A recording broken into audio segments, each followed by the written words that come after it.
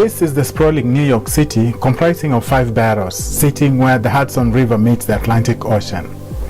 At its heart is Manhattan, a densely populated borough that is among the world's major commercial, financial, and cultural centers. New York's iconic sites include skyscrapers such as the Empire State Building and the sprawling Central Park. The entertainment center, Broadway Theater, is staged here in this neon-lit Times Square.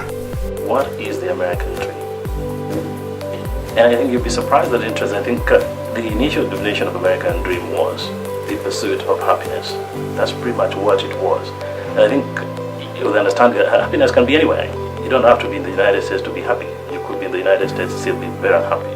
You could be somewhere in Kenya or somewhere in Southeast Asia or anywhere around the world and still be happy. So see, that's a dream. In fact, if you ask most Americans what the American dream is, they really don't know. However, over time, you can always operationalize what really the American dream is. I always say, for the fact that we come from fairly not too strong economic backgrounds, those of us who come here, I always say, we do really enjoy the American dream than the Americans themselves. Because if you look at who sacrificed for what the American we have, it's gone. And I think what we have presently is more of an instantaneous group of Americans, and those ones of us, Kenyans and other immigrants who come here. As long as you work hard, you follow the law, go to school, invest and try to help your people back home, that's a sense of happiness, and I think that becomes an American dream, if you will. Underline this, that if you want to call it an American dream, then you have to have known exactly why you came to this country. That's paramount. And I think for Kenyans who come here, number one, you need to understand that you need to work hard. Better yourself, number one. Go to school if you have to. Work hard. Try to save as much as possible. Try to invest as much as possible. You can invest here or invest at home. But I think for any Kenyan, you and I, and for your viewers, if you can help somebody else in Kenya, make somebody smile back home, I think then that becomes an American dream for me. We are in New York to speak to 2 people specifically. Professor David Monda, Professor of History at City University of New York, and Jackton Ambuka, a Kenyan social and political analyst who lives to the south of Jersey City in a place called Union. We meet Professor Monda at his kitchen table in his apartment, BC, preparing for a 3-month research trip that will take him to the East and Southern Africa and Central America in his quest to develop a clear understanding of the African people's cultural evolution, both at home and in the diaspora. I think the notion of American exceptionalism really needs to be understood at 2 levels. So from one level is the historical parameters of the country, the history of the country. This idea that America was going to be a country of immigrants, of people from all over the world that would start to do things differently. And this is how we developed this notion of American exceptionalism, that America would be a country where the rule of law is respected, where you didn't have to be a king and oppress people, where individual rights were respected. And eventually they came to this idea that America would develop as the states grew into a more and more powerful country. The strength of the American economy transcended all over the world, and particularly 50 years later, after the Second World War, 1945 to 1989, 1991, when the Soviet Union collapsed, we tend to see American exceptionalism, this idea of American consumerism, American capitalism, American lifestyle permeate all over the world, particularly because the Soviet Union had collapsed in 1989. For 50 years, these 2 forces, communism and capitalism, had been competing with each other. But when the Soviet Union collapsed, this idea that America became the sole force of influence, not only in terms of consumer capitalism, but in terms of the American culture, American music, hip hop, rap, rock, fashion, sports, American brands, franchises permeated all over the world. So when you think of American exceptionalism, you are thinking not only of the political elements of it, but also some of the cultural elements, the consumer elements that are permeated all over the world. American dollars and American lifestyle and American corporations with globalization have permeated all over the world. So it's really a very multifaceted sort of notion that's stewed within the history of the country, but has also developed over time into a wider notion of the world basically accepting the American way of life, the American way of doing things, which has presented many opportunities, but also many challenges. The reasons as to why I've reached out to Professor Monda, a Kenyan-born scholar now teaching African history in the US, is simply because the presence, the lives and times of Kenyans living here is intertwined with the history of migration. Professor Monda teaches terms and concepts such as American exceptionalism and the ever-elusive American dream. My understanding of the American exceptionalism is what sets America apart from the rest of the world by making it different from the rest of the world. Number one is the way of approach of life. Number two is the economics. Number three, the politics. And then number four is the people of America themselves. They are different from the rest of the world. America has borrowed from Europe, but that was in the beginning, at the time of the independence of this nation, having been a colony of England. They borrowed the laws heavily on the English laws, which are predominantly from religious laws, Christian laws. But as time has gone by, America has evolved. They've polished those laws, they've polished their ways of life, they have changed their way of approach of life, they have changed the system, and now America is exceptional. It's not the same as England or Europe, because if America was like England or Europe, then they would be at the same level. But they're not on the same level. America is at a different level, Europe is at a different level. That's why they're different. American dream in simplicity is the existing opportunity for everyone. I want to believe that America is the only country that I know of on the planet Earth where everybody has an opportunity. Those who claim not to have opportunity are those who don't seize those opportunities.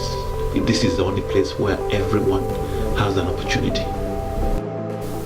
In the era of the Trump presidency, where it seems like now it's the US government official policy to turn liberal democratic values upside down, it becomes necessary to understand this way of thinking and reflect on history. American exceptionalism, coming here, I didn't have a concept of it, because I came here just as a student to go to school and go back home. So there wasn't a dream that was sold to me, an American dream that was sold to me that pushed me to come here. Matter of fact, and I found out from a lot of my friends, their interest was simply to come to school, go back home.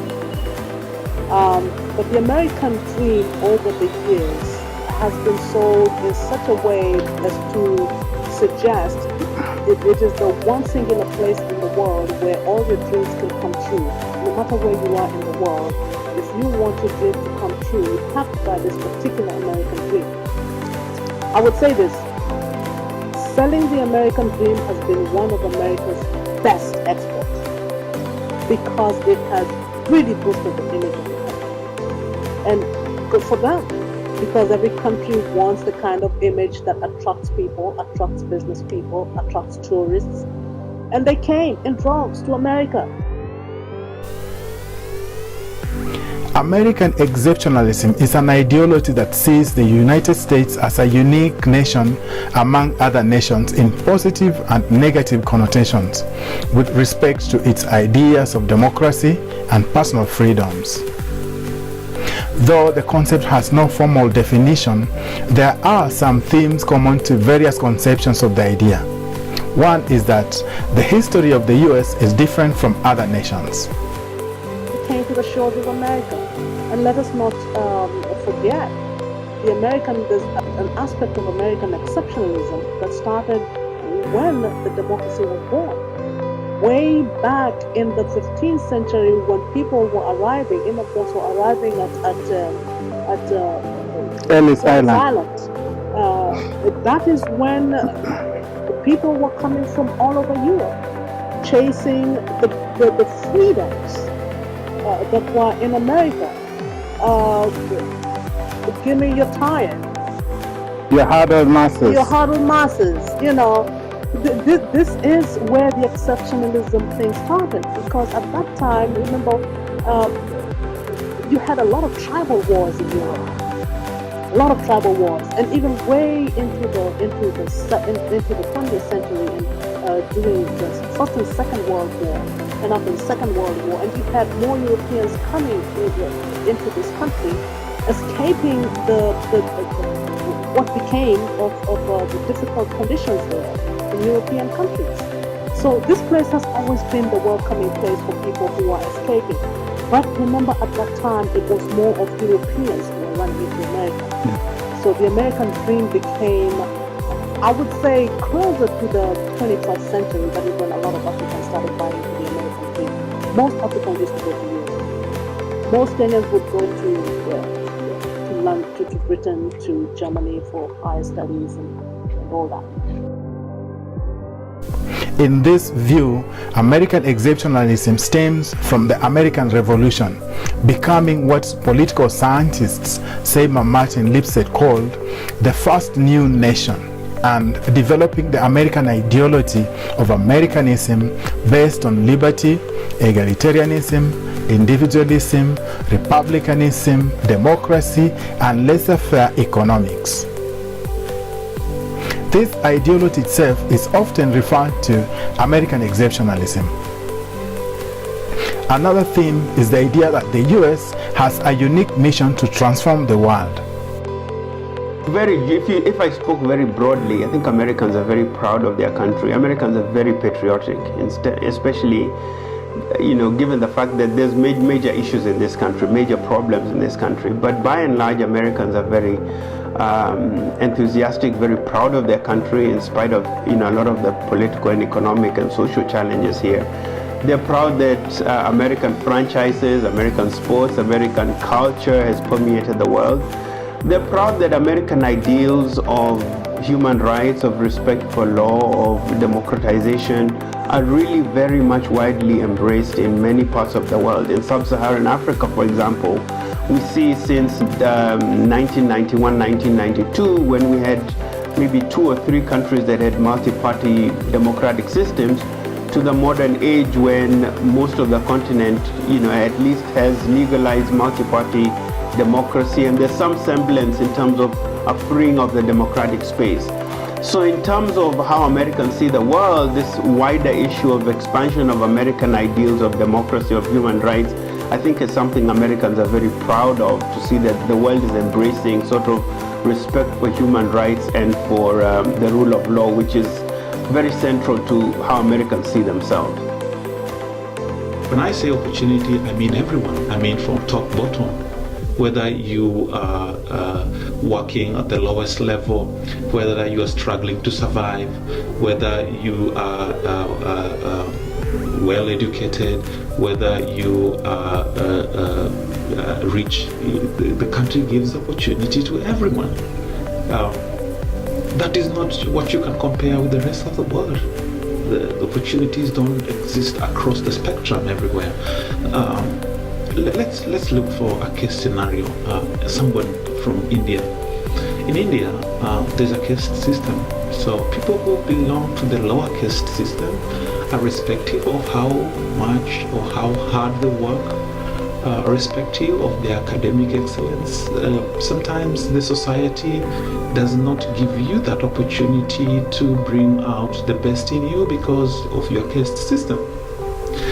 In the US, irrespective of where you come from, you may have come from India, you may have come from Kenya, someone else may have come from Germany, another one from England, all coming from different society and different backgrounds. But when you step in the US, you are being put on the same level. And it's someone's ability to be able to come out and bring the best in them. And that only happens in the US. Over time, the American dream has made America quite successful. It has made it a destination for big businesses. But now, with the shift in administration, my observation is that the American dream, or American, we can call it American exceptionalism, to mean the place where your best dreams as any human being on earth come true. It is fading off. And it's fading off because, from my analysis, the current administration, the Trump administration, is not too much interested or invested in selling the American dream, because it is creating the kind of situation that he is not interested in. It's creating too many immigrants coming in to claim a stake in the American dream. In my opinion, it's too late, because America is made of people from all over the world. That is what makes up America. The minute the Pilgrims pushed out Native Americans from their lands and created a new America, created America out of it, it became everybody else's place to come to. So it is not a white man's land. This is not a white man's land. America is not. You can say that about other European countries. You can't say that about America. This is as much a Kenyan American home as it is an Italian American home, as it is an Irish American home, and an Israeli American home. No different whatsoever. I have Congolese friends who are running for council membership, Africans who are running for Congress seats. We've got a Liberian who is a mayor of an American city in the whitest region ever, in Montana. So what I'm saying is this: America, that exceptionalism thing, where America, one, is the only place where dreams come true, and two, where it's an exceptionally white people's country, is no longer a fact. So no matter how much this administration may wish to put a check on the number of immigrants coming to the U.S., it's just too late in the day. Abraham Lincoln stated in the Gettysburg Address in 1863 that Americans have a duty to ensure government of the people, by the people, for the people shall not perish from the earth. Another theme is that the U.S. history and mission gives it a sense of superiority and dominance over other nations. It is assumed that America marches to a different drama. Its uniqueness is explained by any or all of a variety of reasons: history, size, geography, political institutions, and culture. Explanations of the growth of government in Europe are not expected to fit American experience, and vice versa. However, post-nationalist scholars have rejected American exceptionalism, arguing that the US did not break away from European history, and accordingly, the US has retained class-based and race-based differences, as well as imperialism and willingness to wage war. I think it is perceived in two ways. In some contexts it's been embraced, and in other contexts it's really been viewed with a lot of suspicion. And I'll explain that in certain ways. For example, in Kenya, we've embraced American cable TV, we've embraced American sports, we regularly follow American basketball, American Hollywood stars. Our own Lupita Nyong'o has been featured extensively in Hollywood in terms of media. So there's a large embrace not only of the American lifestyle of eating American fast food, but also of American corporations, coming into Kenya and into many African countries. Google, KFC, Subway, pizza franchise, Domino's Pizza, and so on and so forth. But in other countries, American exceptionalism and this idea of American culture and American consumerism and the breakdown of more conservative social family values in many other parts of the world, and even in Kenya, this American notion of American exceptionalism has been viewed with a lot of suspicion. This idea that American exceptionalism emphasizes the American way of doing things, American consumerism, corporate capitalism, has really raised a lot of questions in many people's minds about traditional family values, because we see the breakup of family value because many kids are very much tied to the American way of life, to speaking back to authority. And this has really tended to erode a lot of more traditional family values. In terms of diet, because of the consumption of high-calorie content in many of these American foods, in Kenya, for example, we see a rise in the level of cancer. A lot of people dying of cancer because of the chemicals in a lot of these foods. And we also are seeing a lot of children. When I was growing up in Kenya, it was rare to find an overweight child. But you walk in the streets of many of our urban areas now, and we have a lot of obese children. Children are not exercising, and parents are not cooking well-balanced meals at home because there's this notion, again, American values, American lifestyle. People want the quick, fast foods. So it's been embraced in many countries and in certain ways, but it's also raised its own challenges because a lot of countries see their own traditional cultural values being drained, and a lot of their more traditional notions of family and of community being eroded because of the emphasis of the American lifestyle, which is very much centered on the individual. My observation is that, like many other societies or communities that come to the US, they tend to lose touch from the country of origin by the time they hit the third generation. And I don't think Kenya is an exception. Many children born of the first generation, by the time they have their own family, which is the second, the third generation, they tend to lose touch other than just maintaining the names and maintaining the cross-reference of where they come from. They pick up the American life, and they are Americans like every other American. Part of it, I think, has a lot to do with a generation that is growing up to see the mirage or the ephemeral nature of nationalism. The fact that, before, like being a Kenyan was, and living in Kenya as a Kenyan, just having Kenyan citizenship was such a thing of not just pride, but sacrosanct thing. You couldn't be a Kenyan living in America and call yourself a Kenyan. Now, that is no longer true.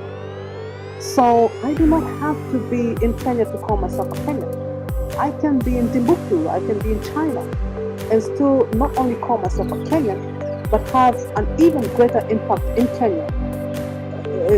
Because if I'm earning more money and I'm able to build stuff there, I'm able to have a larger voice there. So a lot of Kenyans are now changing their mind. I've got friends who I came with here at the same time. And we used to talk during our meetings, and they would say, I built my home, I'm building my home, I'm working, so I can go back with my children. And some of them did go back, or came right back. You have this generation who had in mind we're going back to Kenya, and they went and came back because they realized it's not so easy to survive there. In recent years, scholars from numerous disciplines, as well as politicians and commentators in the traditional media, have debated the meaning and usefulness of the concept. For most of its history, especially from the mid-19th to the early 20th centuries, the US came to be known as the land of opportunity. And in this sense, it prided and promoted itself on providing individuals with the opportunity to escape from the context of their class and family background. But whether this holds now in the Trump era is another debate that scholars are engaged in right now.